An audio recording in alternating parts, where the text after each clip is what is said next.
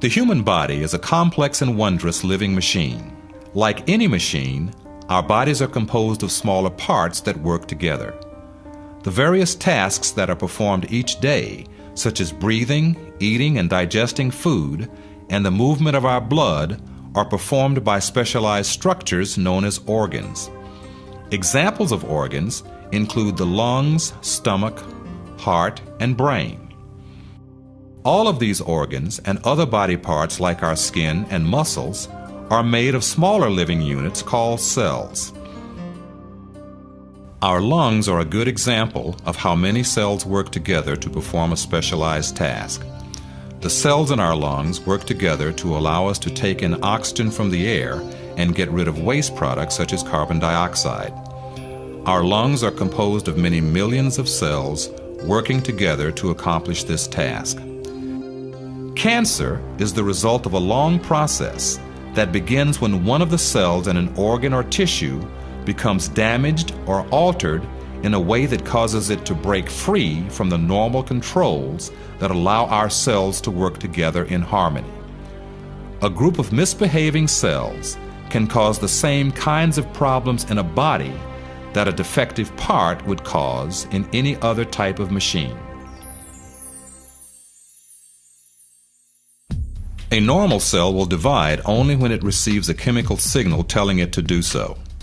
These signals are interpreted in the nucleus, and the cells reproduce their genetic information and divide into two identical daughter cells through a process called mitosis. Cancer cells do not obey this rule and will divide even if they do not receive appropriate signals.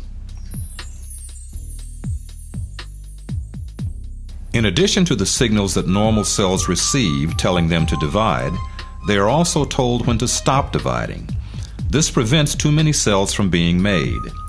In fact, the cell division process is a highly ordered process. This is a critical issue in cancer because cancer cells do not obey or require normal signals for division. This can lead to the formation of a mass of cells that piles up and may form a tumor. Also different from normal cells is the ability of cancer cells to continue dividing indefinitely.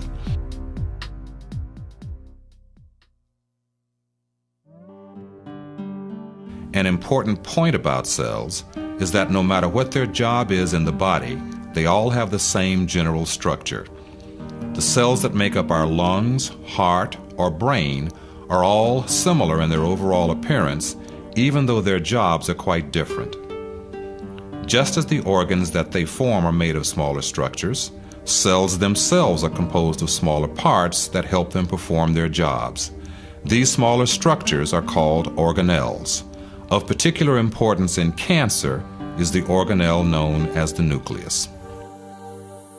The nucleus can be thought of as the brains of a cell. It contains the information that acts as the blueprint for each and every one of us, just as a manual would contain instructions to assemble a chair.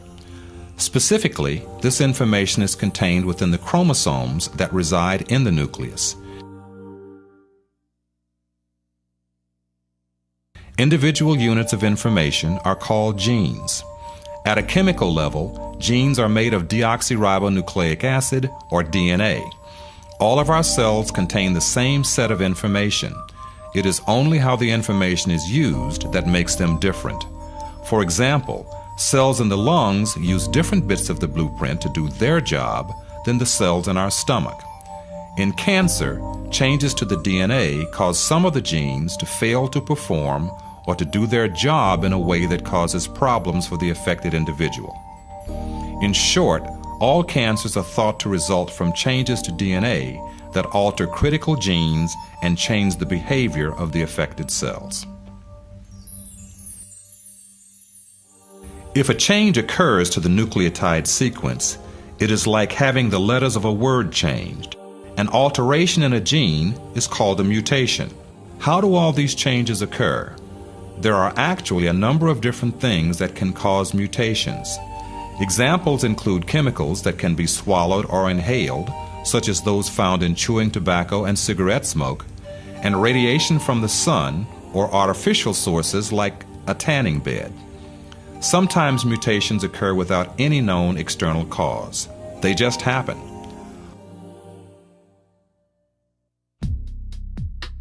Certain genes make products that lead cells to reproduce. This would be equivalent to the gasoline system in cars.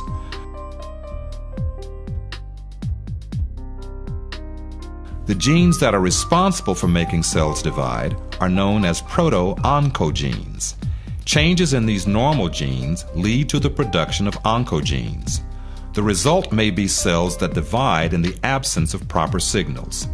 It is the equivalent of a gas pedal that is stuck in the on position, making a car go even when no foot is pushing down.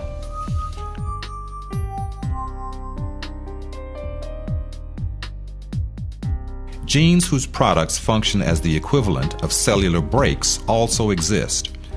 As a group, these genes are known as tumor suppressors. Humans have 2 copies of each gene, one inherited from each parent. If a single copy of a tumor suppressor is damaged, the other copy is usually able to stop the cell from behaving abnormally. This would be like losing either the front or rear brakes of a car. The car may be damaged, but would still be able to stop. But if the second set of brakes is damaged as well, the car would not be able to stop, just as the cell would not be able to stop dividing if both copies of the tumor suppressor genes are damaged.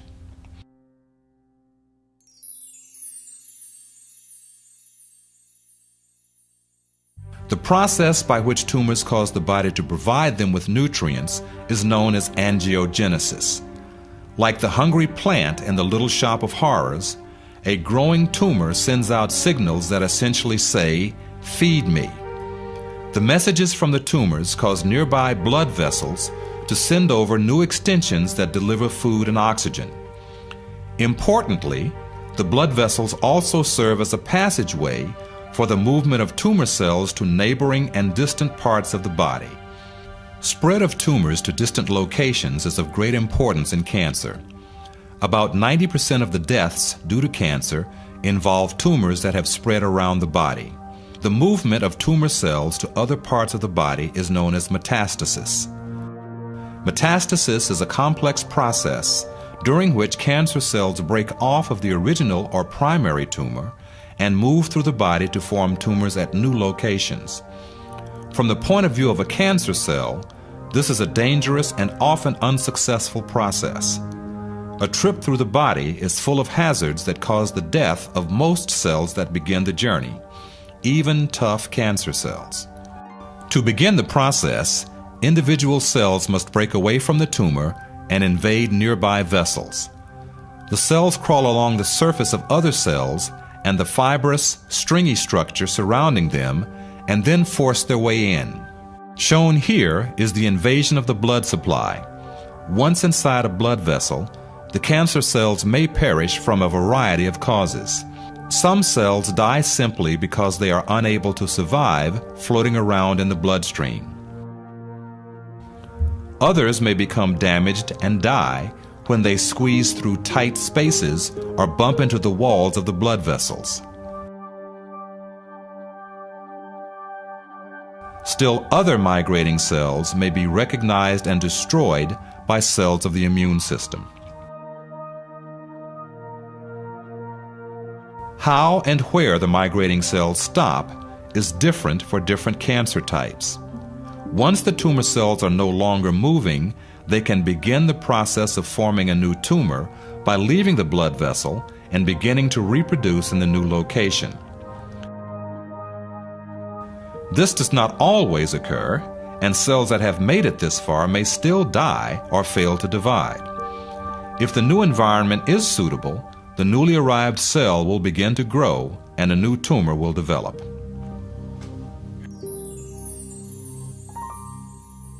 One way that the development of cancer is prevented is via the death of defective cells. A cell that becomes mutated or damaged will first attempt to repair the damage. If that is not possible, the cells will commit the cellular version of suicide.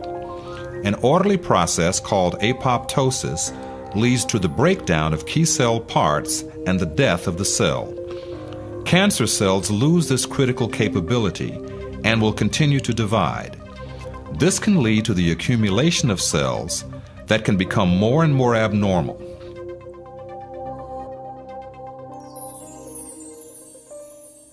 Due to the high rate at which cancer cells accumulate mutations, a tumor that originally started as a single abnormal cell is actually made up of many slightly different cells.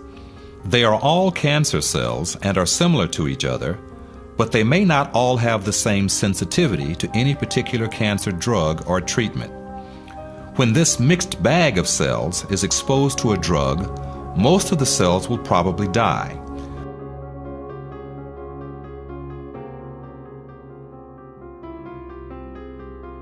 Those cancer cells that are resistant to the treatment may reproduce to reform a new tumor. Importantly, this new tumor will be unlikely to respond to the same treatment. Their mutations make them invulnerable to that drug.